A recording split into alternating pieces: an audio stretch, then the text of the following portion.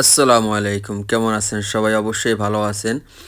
আমি আর আমার বন্ধু ২ জন মিলে আমরা যখন আমাদের এদিকে কাজ ছিল না, তখন আমি আর আমার বন্ধু মিলে আমরা মরুভূমিতে কাজের জন্য গেলাম। আমাদের এক সৌদি আসলো। আইসা আমাদেরকে ২ জনকে নিয়ে গেল। বলল যে, একটু অল্প একটু কাজ আছে। এই কথা বলে নিয়ে তারা এরকমই সৌদিয়ানরা করে। তারা যখন তাদের সাথে কথা বলা হয় তখন তারা বলে, "সোয়াইয়া শগল, সোয়াই শগল" মানে অল্প একটু কাজ। এই কথা বলে তারা কাজে নিয়ে আসে। আসার পর তো দেখা যায় অনেক কাজ। তখন কি করার আছে কাজ না করে অনেক দূরে দেখা যায় ৫০ কিলো, ৩০ কিলো, ৪০ কিলো দূরে নিয়ে আসে। এই আমাদের ২ জনে কাজ করতেছে এই মরুভূমিতে প্রচণ্ড পরিমাণে রোদ্দুর, বালুর কাজ। কিচ্ছু নাই এখানে। এখানে শুধু ওখানে এক হিন্দি থাকে, ওখানে আছে সব দুম্বা, উট, এগুলো আছে এইখানে। আর এই একটা লোক থাকে এইখানে, তাকেও আপনাদের মাঝে প্রেজেন্ট করব, দেখাবো অবশ্যই। আমার পাশে থাকবেন। আমরা তখন কি করব এখন তাই বলল যে এখানে পানি আছে শুধু। ওই গাড়িতে আমাদের কিসে পানি দিয়ে গেল ১ কিস। আমরা এগুলো পানি খেতে আছি। ৫ মিনিট পর পরই পানি খেতে হয় কারণ যে প্রচণ্ড পরিমাণে গরম আমরা ২ জন সহ্য করতে পারতেছি না। আর চইলা যখন আসছি এটা হইলো ভাই প্রবাস জীবন, বাস্তব জীবন যেটা সেইটারে ভাই। এইটাই দেখেন, আমি ওইটারে টাইনে দিয়ে করে দিলাম, বালুটারে সরিয়ে ওই যেরকম আমাদের দেশে নাঙ্গল দেয় এরকম নাঙ্গল সিস্টেমের এখানে লোয়ার অ্যাঙ্গেল আছে, ওই অ্যাঙ্গেল দিয়ে টানলাম কতক্ষণ। টানার পর আমার সাদিক সে ওই ঘাস লাগাইতেছে। সে ঘাস লাগাইতেছে, ঘাস লাগাইয়া ধানের মতন ওটা ছোট ছোট ছোট ছোট ওইগুলো দিয়া ই করে আমি ওদিকে আটকাই দিই। তারপরে কি করব, এখানে একটা কফিলে একটা ট্যাঙ্কি বানাবে, ওই সৌদি বসা, ওই যে লোকটা দেখেন বসা নিচে, ওই হলো সৌদি। সে বন্ধের দিন এই কাজ করাইতেছে। এখন কি করো ভাই, এখানে একটা বড় একটা পানির ট্যাঙ্কি ববে, এই ট্যাঙ্কিটায় নিচ থেকে পানি উঠিয়ে আনা তারপরে ওই দুম্বা, উট তাদেরকে খাওয়াবে। ওই যে দেখেন বসা কালা গেঞ্জি নিচে বসা, ওই হচ্ছে সৌদি। সে দেখতেছে আর এই মেশিনটা ঠেলতে আমার প্রচুর পরিমাণে কষ্ট হচ্ছে। কিচ্ছু করার নেই, এখন এমন কাজ থুইয়াও চলে যেতে পারবো না কারণ আমার সাথে সাথে আমার সাদিক তা সাহায্য করতেছে যাতে ওটা নিচে না পড়ে যায়। নিচে পড়ে গেলে তো আবার বিপদ। এটা যেরকম চাপা মেশিন বলে ওই রকম চাপা মেশিন।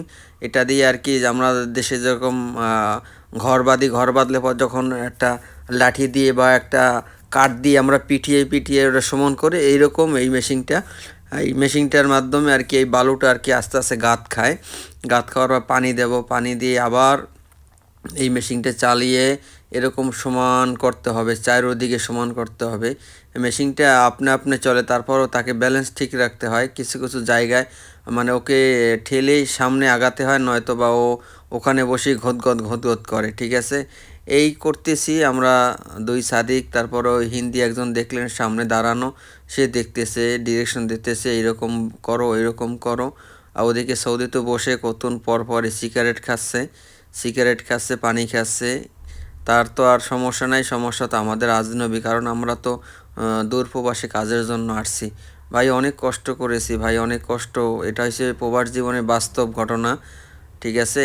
এটা বাস্তব জীবনের, এটা প্রবাস জীবনের বাস্তব ঘটনা। এখানে কষ্ট ছাড়া কেউ কিছুই করতে পারে না ভাই। আমি যখন আসছি সৌদি আরবে, আমাকে যে আনছে এনে দিয়ে সে চলে গেছে বাংলাদেশে। আমার এখানে নেই কোনো আত্মীয়, নেই কোনো স্বজন। আমি কিভাবে চলছি আমি জানি আর আমার এক আল্লাহ পাক জানে। এই দূর প্রবাসে যার কোনো আত্মীয় স্বজন না থাকে সেই এই প্রবাসের কষ্টটা বোঝে, তাছাড়া কেউই বোঝে না। অবশ্যই আমার ভিডিওটা দেখলে আপনারা বুঝতে পারতেন বাস্তবে আমি কত না কষ্ট করেছি, কত দিকে এরকম মানুষের সাথে চলাফেরা করায় অনেক কিছু শিখেছি ভাই এই দূর প্রবাসে এসে, ঠিক আছে? আপন পর সব কিছুই এই দূর প্রবাসে যখন আসবেন আপনি আপনি সব দেখতে পারবেন, সব বুঝতে পারবেন কে কতটা আপনাকে ভালোবাসে, ঠিক আছে? এই কষ্ট করা পয়সা বাংলাদেশে পাঠিয়ে, রেমিডিস পাঠিয়ে, ঠিক আছে? তারা তো চিন্তা করে না যে কোথা থেকে এই আমাদের যে টাকা পাঠায়, কোথা থেকে এই টাকাটা আসে, কিভাবে আসে এই দূর প্রবাসে। কিন্তু তারা বাড়ির লোক কেউই চিন্তা করে না, কারণ তারা তো মনে করে যে শুনছে বিদেশে আসলে পরেই পয়সা। আসলে না রে ভাই, বিদেশে আসলে পরেই পয়সা না, কাজ করতে হবে, কাজ করার পরও টাকা নিয়ে তারা মানে ধানাই ফানাই করে, টাকা দেয় না, কাজ করে হাঁটাই দেয়, এরকম বহুত রেকর্ড আছে, বহুত সৌদি আছে। ঠিক আছে ভাই। আর এই দূরপ্রবাসে যে একজন ভালো কপিল পেয়েছে তার কপাল অনেক ভালো। ঠিক আছে। আর আমরা যখন আসছি আমাদের কোনো কপিল ছিল না, কার বিষয়ে আসছি তাও জানতাম না। ঠিক আছে। অনেক কষ্ট করেছি, এখনও করি। এখন কবে আল্লাহ পাক আমাদের সুন্দর একটা ভবিষ্যতের ব্যবস্থা করবে একমাত্র উপর আল্লাহই জানে, কারণ আল্লাহ ছাড়া আমাদের কোনো গতি নেই। আমরা যারা প্রবাসে ভাইরা আছি সবাই, আমি এটাই দোয়া করি যারাই আসে না কেন আমার ভাই বেড়াদাররা সবাই যেন এই প্রবাস জীবনে যেন আরও সফলতা হয়ে বাংলাদেশে ফিরতে পারে। ঠিক আছে। এটা শুধু মরুভূমি আর মরুভূমি, এখানে আপনি যদি সারাদিন এখানে চিকরিও করেন আপনার কাছে কেউ আসবে না। ঠিক আছে। আপনার কাছে কেউই আসবে না, এমন একটা জায়গার মধ্যে আসছি। এখন কি করার আছে, কিচ্ছু করার নেই। যেহেতু এসে পড়েছি, এখন কাজ শেষ না করে এখান থেকে আমাদের নেবেও না, আমাদের আগাইও দেবে না। আমাদের খিদা লাগছে প্রচণ্ড পরিমাণ, তারপরে বললাম সৌদি তারপরে খানা নিয়ে আসলো বিকাল 3টে বাজে। খানা খেয়ে আমরা একটু রেস্ট নিয়ে আবার কাজ শুরু করলাম, কাজ শেষ করে তারপর চলে আসলাম।